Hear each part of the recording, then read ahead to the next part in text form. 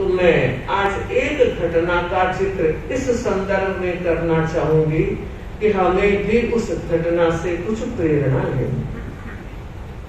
बात उस समय की है जब हमारे चौथे आचार्य जयाचार्य मुनि अवस्था में थे। एक बार उदयपुर में प्रवास कर रहे थे। उस समय उदयपुर में महाराणा भीम सिंह जी का राज चल रहा।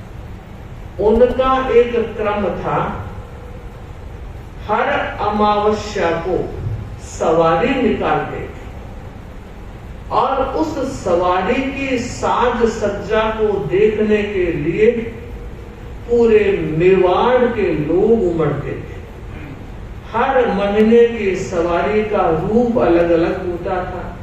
पूरे लवाजमे के साथ सवारी निकाली जाती थी और उनके अधीनस्थ 16 उमराव जो पूरे मेवाड़ को 16 भागों में बांटकर उन्हें व्यवस्था दी गई थी, वो सारे के सारे उपस्थित होते थे।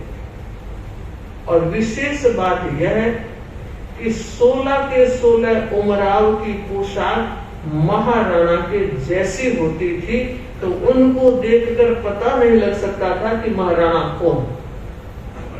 इस तरह की उनकी सजी हुई सवारी निकलती थी और सवारी उस भामाशाह मार्ग से निकल रही थी।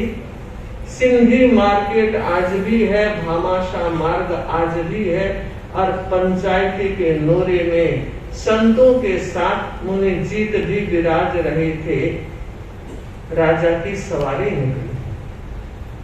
पता नहीं क्यों आज राजा के मन में एक गुमान पैदा हुआ, उत्कर्ष आया उस अपनी सारी सवारी को देखकर और लोगों की भीड़ को देखकर उन्हें लगा, ओह मैं कितना भाग्यशाली हूँ, मुझे महाराणा प्रताप की गद्दी पूरे अधिकार के साथ मिली। पूरे मेवाड़ का एक छत्र में राज्य संचालन कर रहा हूँ और मेरे पास जो वैभव है क्या किसी दूसरे रजवाड़े के पास है? यूं कभी आगे देखते कभी पीछे देखते, क्योंकि दोनों तरफ बीच में हाथी के औहदे पर बैठे थे महाराणा। आगे भी पूरी परिषद, पीछे भी पूरी सवारी। 8 उमराव आगे चलते थे, 8 उमराव पीछे चलते। देखिए संयोग बनता है। जिस समय राजा की सवारी वहां से क्रॉस कर रही थी पंचायती नोरे के पास से, तभी मुनि जीत का एक कमरे से दूसरे कमरे में जाना हुआ और बीच में देखा राजा की सवारी है, वो खड़े हो गए। बताऊं, रे जीत मुनि जो पाली में मात्र 14 वर्ष की उम्र थी, लेखन कार्य कर रहे थे और सामने नाटक हो रहा था। एक बार भी आंख उठाकर उन्होंने नहीं देखा और एक भाई जो बराबर नाटक नहीं मुनि जी को देख रहा है। क्यों कि एक बार भी मुनि नाटक को देख ले तो मुझे इनके उतरती बात करने का मौका न जाए।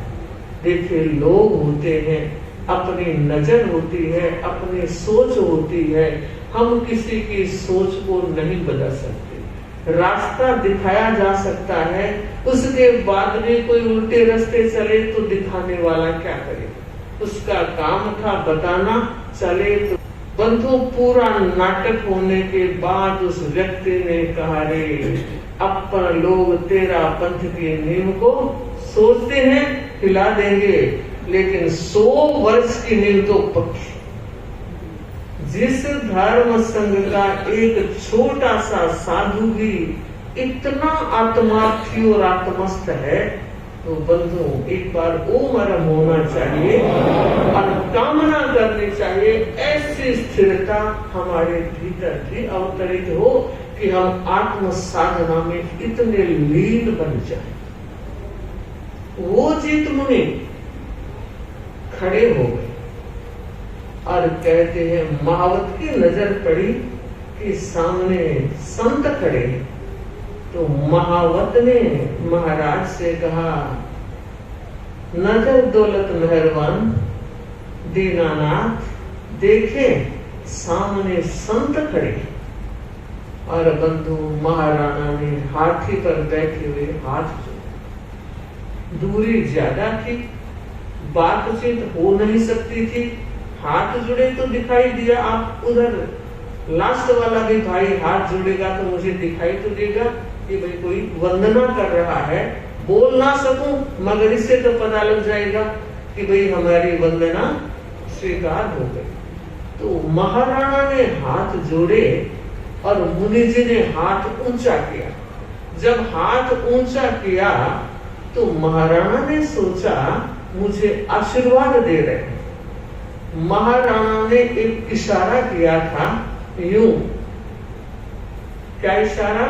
कि मुनिराज केवल आगे देखकर अंदर मत चलना, पीछे भी पूरा लवाजमा है, पीछे भी पूरी सवारी है, आगे पीछे दोनों तरफ देखना। और संत ने हाथ ऊपर किया और मुट्ठी बंद की और मुट्ठी खोल दी।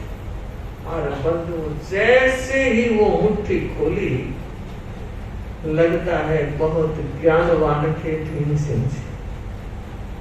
उन्होंने उस लक्ष्य को समझ लिया, उस रहस्य को पकड़ लिया और सोचा मैं कहां चला गया, मुझे क्या करना चाहिए था और मैं क्या करने लगा।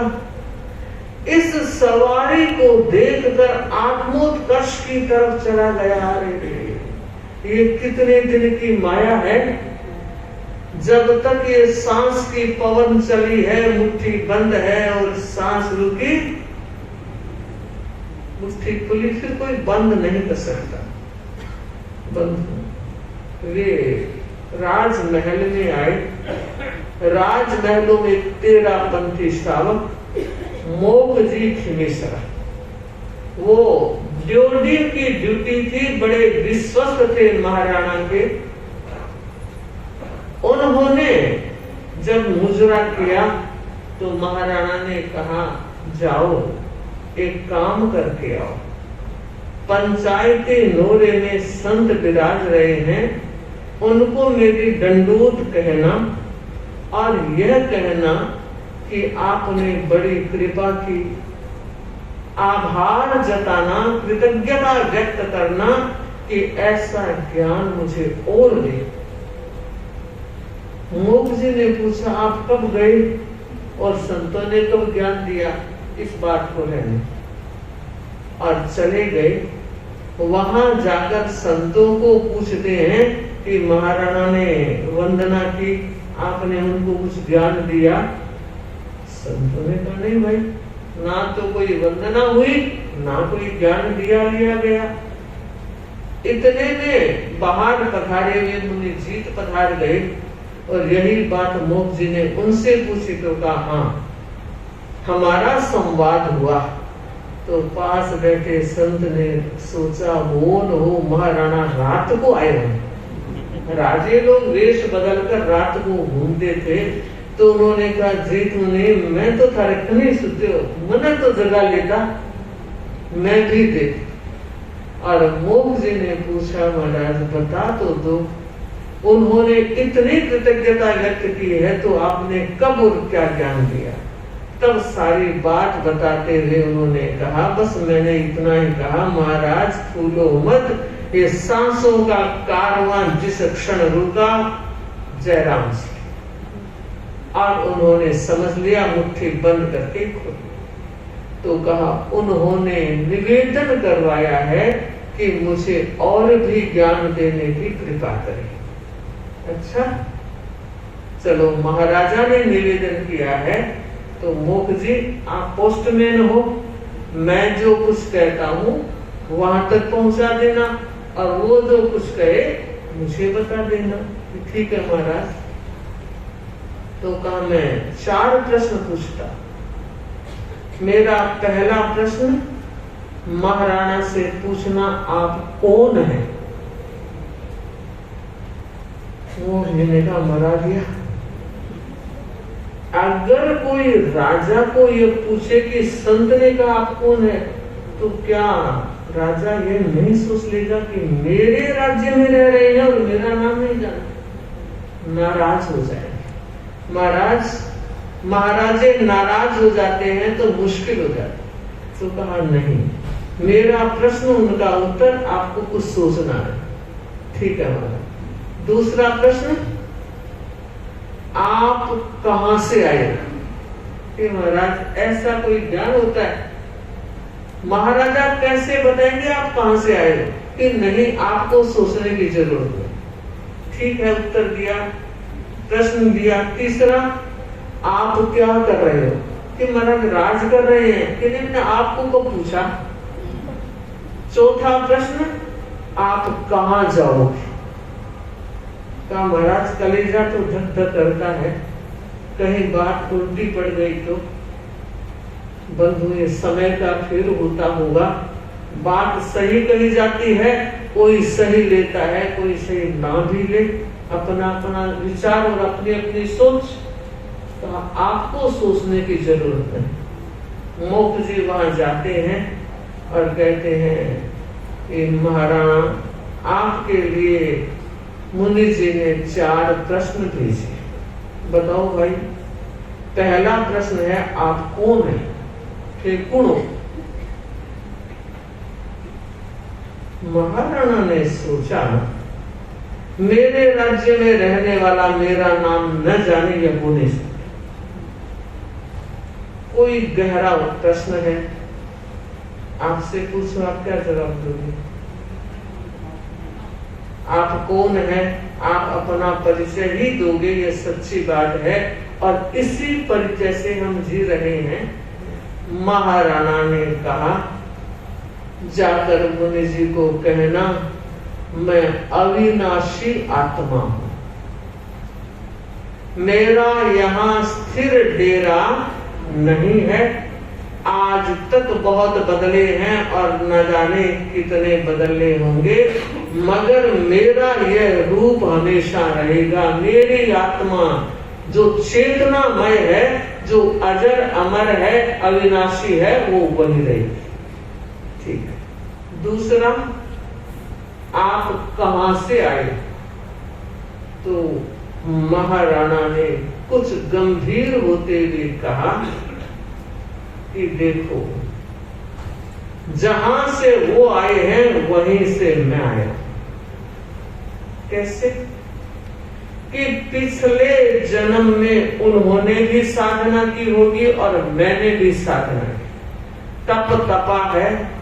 पर संतों को कहना एक कसर रहता, वो कसर क्या रही?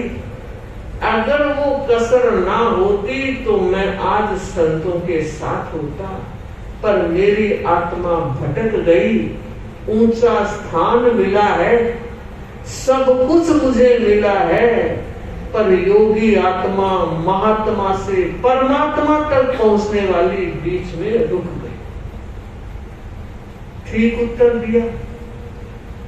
तीसरा प्रश्न, आप क्या कर रहे हैं? बंधु, मैं बताना चाहूंगी, अपने आप से भी आज पूछे। हमें भी बड़ा ऊंचा स्थान मिला है, जैन शासन मिला है, आचार्य भिक्षु का धर्म संघ मिला है, और एक से एक बढ़कर आचार्यों की अनुशासना हम सबको उपलब्ध हुई है। वर्तमान में आचार्य महाश्रमण जी की आराधना साधना में हम सहभागी बन रहे हैं, उनके नेतृत्व में अपना आत्म कल्याण कर रहे हैं। मगर पूछना है, ये सारा योग तो मिला है, उसके बाद हम क्या कर रहे हैं? करनी तो खुद को होगी, अपनी करनी ही अपने काम आने वाली है। बाकी रुपया पैसा तो आप इधर से उधर ट्रांसफर भी कर सकते हो। बेटा बाप को दे सकता है, बाप बेटे को दे सकता है, मगर सामायिक तो सैनिक भी एक भी नहीं ले सकता। बंधुओं और बहनों, उन्होंने कहा, जाकर संतों को कहना कि मैं तो बासी टुकड़े खा रहा हूं। बासी टुकड़े। कहा महाराज ये संत लोग आज उदयपुर है, कल जोधपुर जाएंगे, परसों जयपुर जाएंगे और वहाँ ये कहेंगे कि उदयपुर के महाराणा के तो खाने का व्यवस्था पक्ष भी कमजोर हो गए, बासी टुकड़े खा रहे हैं। सच महाराज 33 तरकारी और 32 पकवान रोज परोसे जाते हैं और आप इस तरह बात कर रहे हैं कि नहीं मैं ठीक कह रहा हूँ। पिछला टिप्पण भर के आया था वो चाट रहा। आप और हम सब क्या कर रहे हैं? चाहे बहने गर्मा गर्म भोजन खिला रही है मगर बासी टुकड़े ही खा रहे। वो जो लेकर आए थे वो टिप्पण खाली होता जा रहा है। फिर पूछना चाहती हूँ अब क्या कर रहे हो? टिप्पण भरा जा रहा है, क्या जरूरत है टिप्पण भरने? और जब व्यक्ति टिप्पण भरेगा तो उसके जीवन में कुछ न कुछ भला जरूर। अब चौथा प्रश्न था, याद है? कहाँ जाओगे? स्पष्ट शब्दों में महाराणा भीम सिंह जी ने कहा, रे वो ज्ञानी संत क्यों पूछ रहे हैं? उन्हें पता है राजेश्वरी नरकेश। राज करता हुआ व्यक्ति नरकगामी बन सकता है, मगर आज संतों ने मुझे ज्ञान दिया है, आज मैं अपने नरक के दरवाजे को बंद कर दे।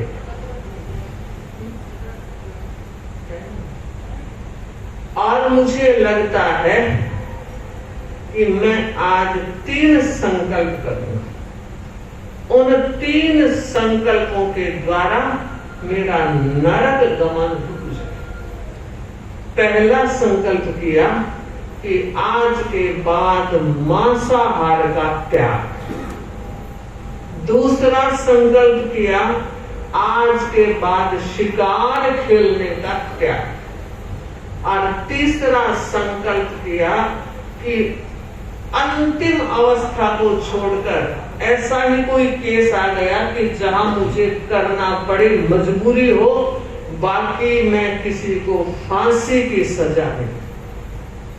बंद हो। ये वो त्याग थे जो आत्मा को अध्यात्म का उन्नयन कराने वाले।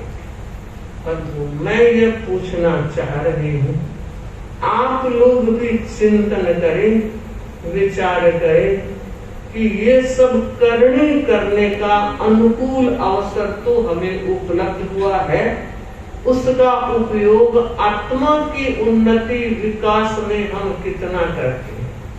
टाइम इन्वेस्ट कर रहे हो, धन, संपदा, परिवार और रिश्ते, माना ये आपका दायित्व है। गृहस्थ की डोर में आप बंधे हुए हो, मगर इतने मत बंधो कि 24 घंटे वही लगा। हर घंटे के 60 मिनट है और आज हर साल का एक संकल्प जरूर करे कि हर घंटे के 2 मिनट तो मैं अपनी आत्मा में लगाऊं। और अगर 2 मिनट लगाते हो तो 50 मिनट हो गए, एक समय हो गई। और बहुत से ऐसे भाई रहेंगे जो करते हैं, जो एक सामायिक करते हैं वो 4 मिनट डालें, 2 करते हैं वो 6 मिनट डालें। कुछ न कुछ आज अधिक करने का प्रयास करेंगे तो मुझे लगा ये बहुत बड़ी चीज होगी।